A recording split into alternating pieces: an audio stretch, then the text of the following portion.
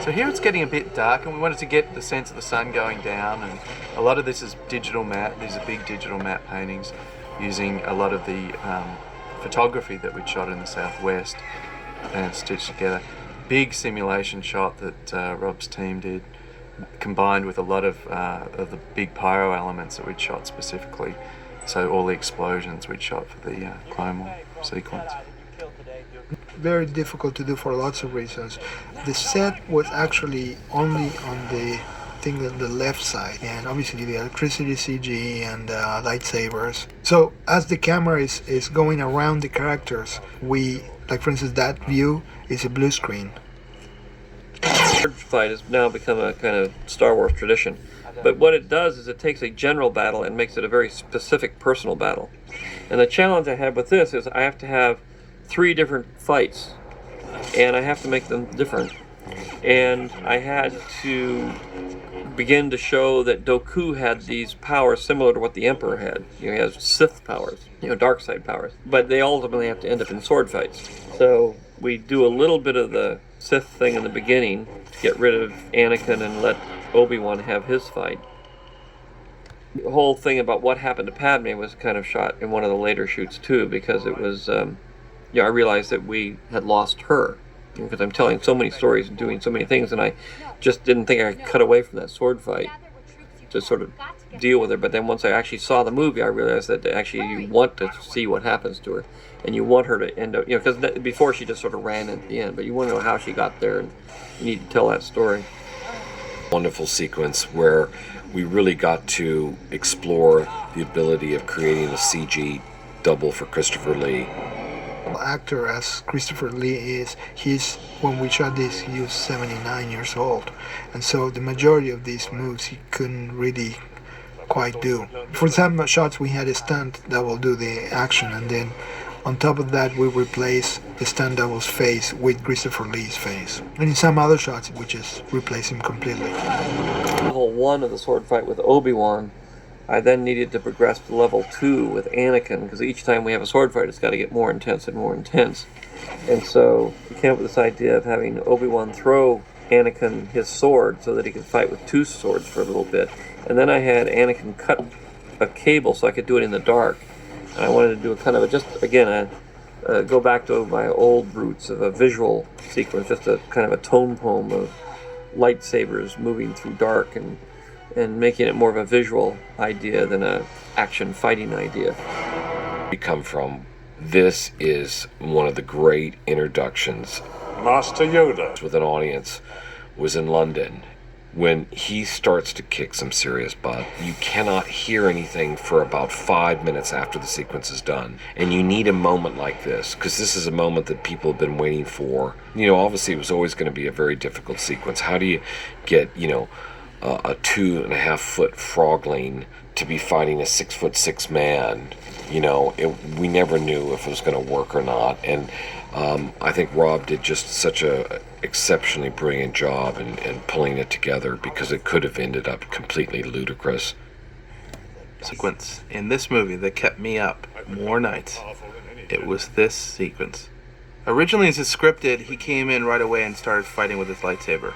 And John Knoll and Pablo Hellman and myself talked to George month after month about how we could make this real and believable. We felt that if we got into the fight too quickly, the audience would not be able to travel that distance from Yoda being an 800-year-old character and then being able to move around with such speed and being so nimble. So we talked to George about this, what we called the Wizard's Battle, and George added this into the sequence, and I think it really helps us as the audience travel with Yoda and find the inner strength and the energy to fight this evil Jedi Master, the Sith Lord. I was scared to death of this sequence and how I was going to pull this off, because this was the biggest risk in the whole movie, was could I make this realistic enough to make it believable, or would it just be this most ludicrous joke? And so I was able to add the humor of him being an old man that became Superman and went back to an old man. I was able to have fun with it, but not make it look silly, which is what I was afraid was going to happen. But I was worried right up to the point where the animators showed me the shot where he walks in and looks tough.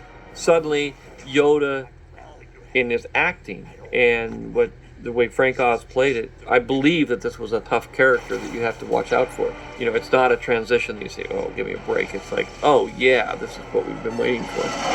Emphasize when Yoda walks in like he's really huffing and puffing. Yeah. And then when he like, okay, now it's showtime, I have to get the strength and energy to fight Dooku. He really, you know, it's just this transition. He summons up all the energy, and I think that's a great moment. Moment is how Yoda comes out of that fight. Last shot, when we come back to him, we see the exhaustion on his face, and we see him gather his energy up, much like he did after he lifts the ship out of the swamp in Empire. You see this moment right here. And he transforms back into that 800-year-old character, and walks off towards his comrades. Solar sailor approaching Coruscant. In theory, a solar sail uses photon pressure to propel it, just like a sailing vessel out on the ocean. In practice, the sail that we've got is far too small to provide any real thrust. But Watto's wings were too small to make him fly, and it still worked. It's Star Wars. Well, Star Wars physics, you know? So the sailor flies through a recognizable part of Coruscant and then heads towards this abandoned industrial district of Coruscant. One of my favorite sequences, because as you see the solar sailor arrive, it's just about to enter this huge building. As it does so, you can just see Christopher Lee actually standing up in a chair and walking towards the exit. This is actually a digital Count Dooku standing up and walking out of the solar sailor bubble. Sorry, interrupted. And it's going to cut to real Christopher Lee walking up the ramp of the full-size piece that was in Sydney, I guess. Feel that Dooku is Darth Tyrannus, he's a Sith Lord, and that he's in league with Darth Sidious, and Darth Sidious is pulling all the strings, and everything is going just the way he wants them to go. The Emperor continues to pull the strings. A shot that you say Wesky and Grady Coffer worked on, and I say last time that we see the Jedi Temple, and you can see that the whole movie turned towards a warm color, very saturated red, just to accentuate, you know, the gravity of the situation. When Obi thinks that they won, and Yoda knows that they didn't win, that the war has started. A sequence that takes place in the Jedi Temple, and the last shot that we see Yoda in this episode, and that this was an important acting moment for him. And the reason was because it was so subtle. If you watch what's going on in the eyes, and the eyebrows, and the ears, the attitude in this character is very, very important. George was very particular about this acting moment you're going to see in this last shot. Star Wars, and probably continuing on with Close Encounters and the many films which were born and grew up in this era of blockbuster summer movies. It was discovered early on that one way to give your film a fitting climax was to have the soundtrack be as deep and as rumbling and as much bass as possible. Rumble. And that rumble could be a ship taking off, or a ship landing, or the destruction of a world or a planet. Beginning of the Empire right here, you can begin to see that this same ships and all this stuff is the same visual look that ultimately becomes the Empire. Scene, I was going to do it two ways, one where she took his metal hand and the other way where she took his other hand, and I ended up shooting it originally with him taking her other hand because I felt that was the kindest way. But then after seeing the movie, I decided it would be better to have him also take her in his metal hand and have a little bit more of the Darth Vader influence. So we shot that later. It wasn't able to get into the actual film release, but it did get into the digital release and in the DVD. These films in larger groups, and I ultimately think of them as 12 hours, 6 parts.